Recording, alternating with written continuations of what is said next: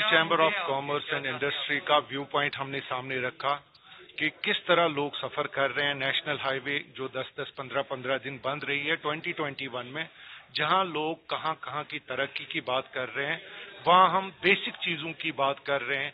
हमारे एयरपोर्ट जो एक बेसिक नीड है, नेसेसिटी है, उसमें इतने चार्जेस यूडीएफ हैं, वो वेव ऑफ कैसे किए जाएं। एयर ट्रैवल कितना कन्वीनियंट और मेरे ख्याल से मतलब इतना जो कोई भी बियर कर पाए।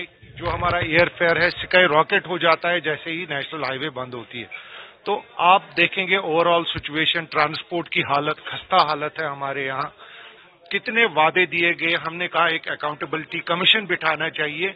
जब भी पब्लिक रिप्रेजेंटेशन आती है, मेंबर पार्लियामेंट आपके सामने आते हैं, तो definitely they put your word across. तो मेरे ख्याल से एक खुशाइंदा बात थी कि उन्होंने हमारी बात सुनी। तो let's see what they can do. Conducting first time, committee is coming first time in this Kashmir and studying the tourism, culture, national highway, all connected to this subject. Well, unfortunately, development is not taking place. So the committee now discuss various subjects. The practice is that committee cannot reveal what we have discussed.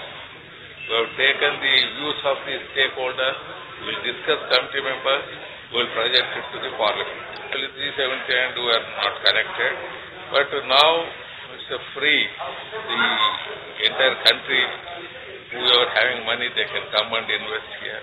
31 मेंबरान पर मुश्तमिल parliament standing committee की आज यहाँ एक अहम meeting मुनक्किद की गई, जिसमें सयाहत, तमीरात, ट्रांसपोर्ट और कल्चर पर यहाँ मेंबरान जो है उन्हें तबादला ख्याल किया। इस मीटिंग की अहम बात रही कि इसमें मेंबर पार्लियामेंट फारूक अब्दुल्ला और जो नेशनल कॉन्फ्रेंस के सदर भी है वो मौजूद रहे। इसके अलावा MOS होम जो जितेंद्र सिंह है वो भी इस मीटिंग में मौजूद रहे।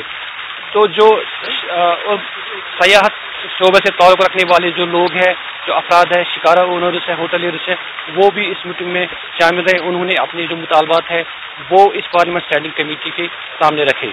अब देखना ये होगा कि इस मीटिंग के बाद क्या ये जो मुतालबात इन लोगों ने इनके सामने रखे हैं वो पूरे हो जाएंगे कि नहीं। मीर फरहत, ETV भारत, श्रीनगर।